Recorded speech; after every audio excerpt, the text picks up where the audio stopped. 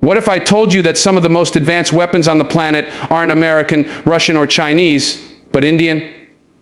Weapons so precise, so fast, and so strategically disruptive, even the Pentagon is watching with unease. In the 21st century arms race, innovation is the new battlefield.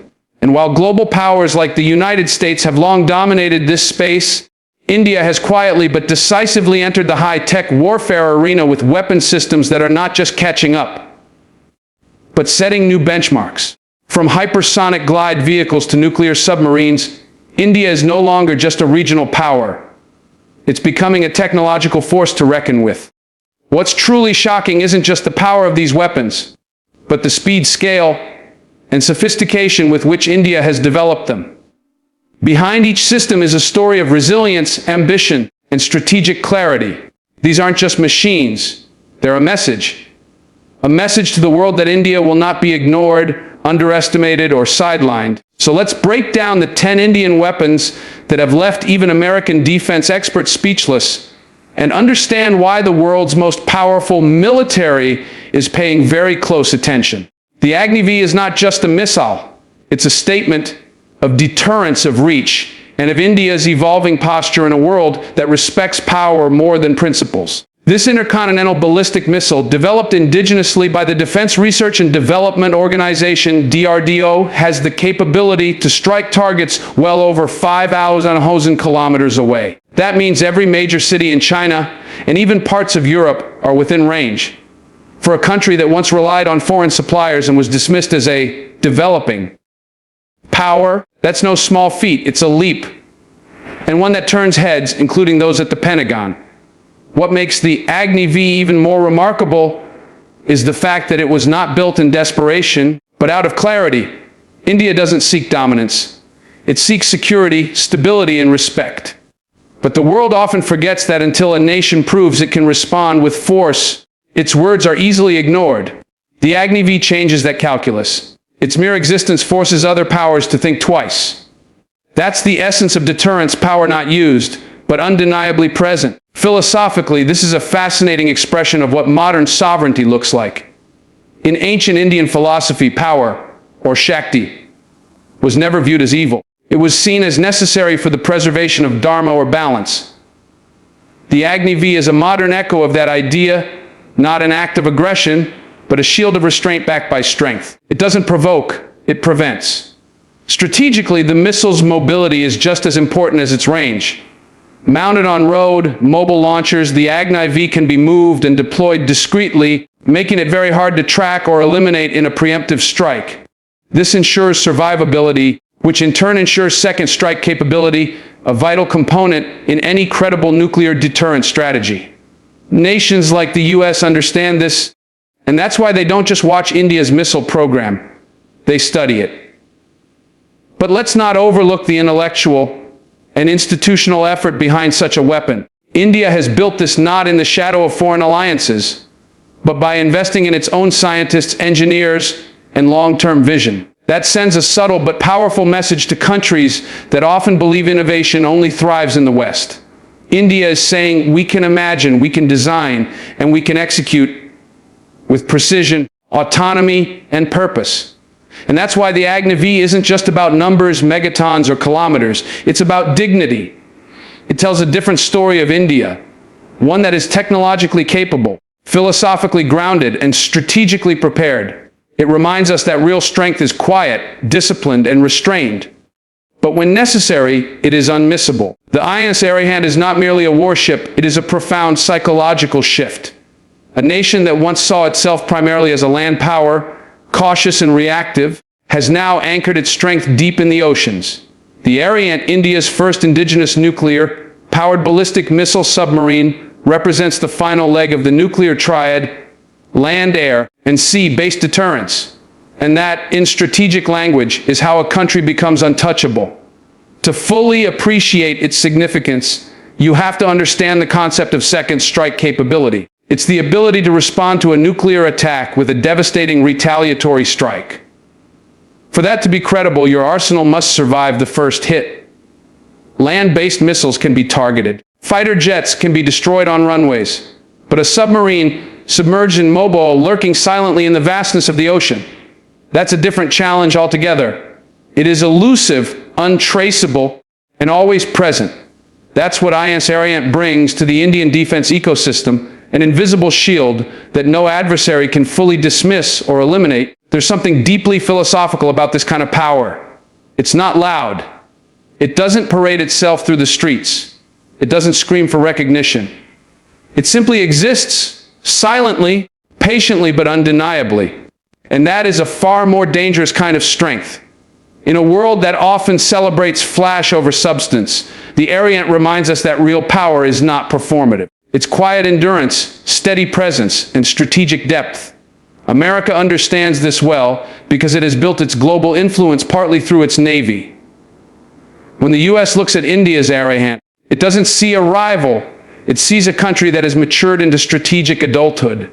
Because to build a nuclear submarine isn't just an engineering feat, it's a signal of long-term thinking, of self-reliance, of trust in one's own institutions. It's saying we don't just plan for now, we plan for the century. Let's also be clear, the development of Ariant was not gifted, outsourced, or fast-tracked through foreign help. It was crafted through decades of indigenous effort, intense scientific perseverance, and a refusal to accept limits. In many ways, the submarine is not just metal and reactors. It is made of vision, belief, and national will. And while the vessel remains submerged, its message floats above every diplomatic conversation involving India. It says, calmly but firmly, we are not here to conquer, but we are here to last.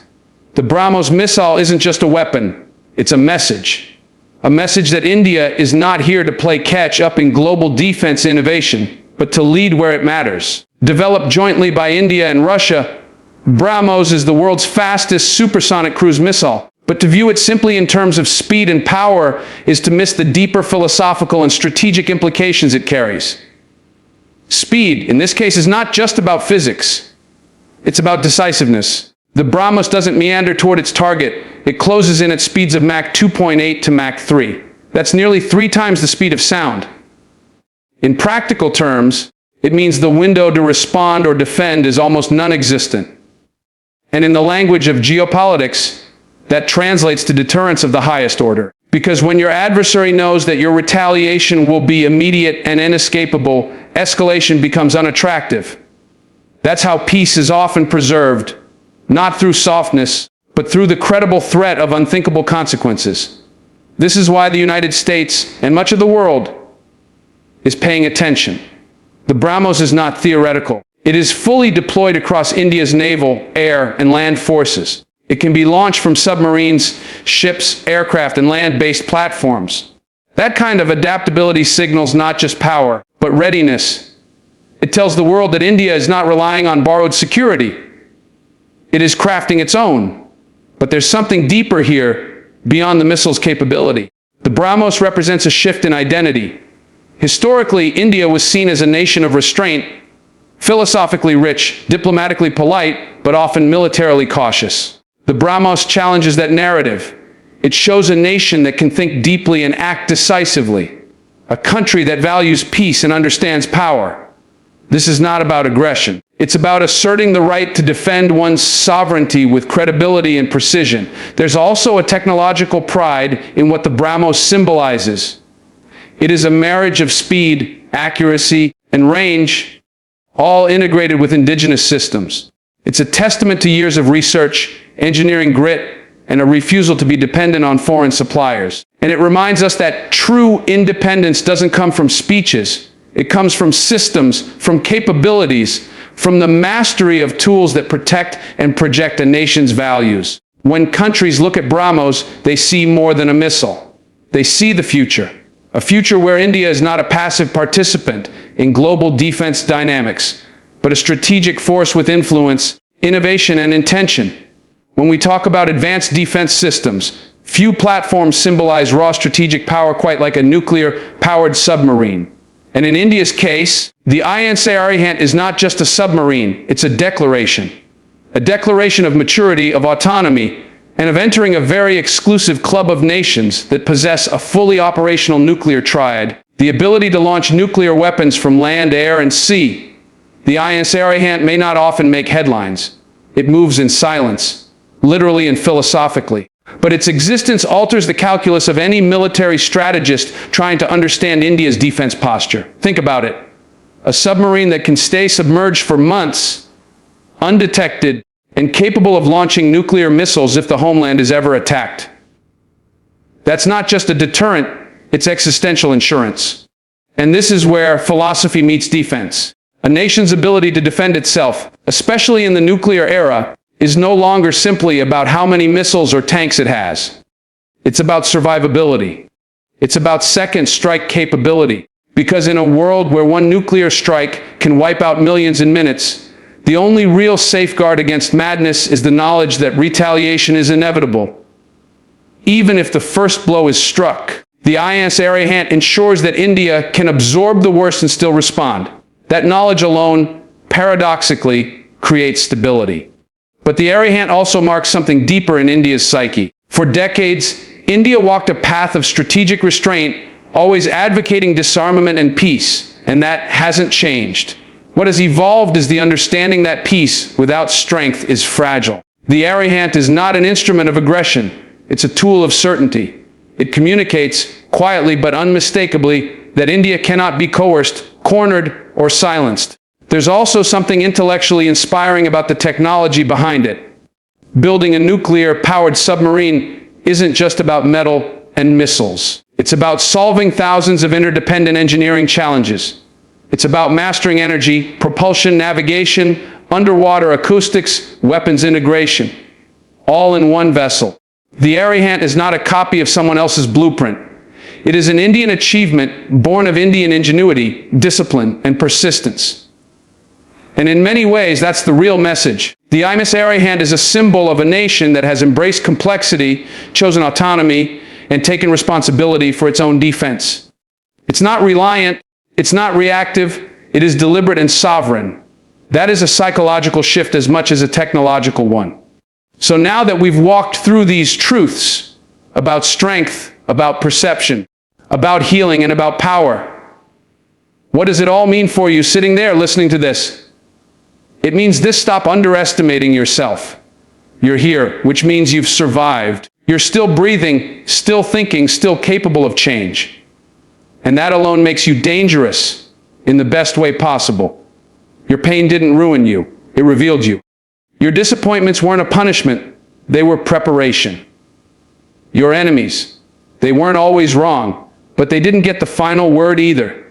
Because every time you were hated, doubted, dismissed, and broken, you rose again. Not always elegantly, not always with applause, but you rose. That's worth being proud of.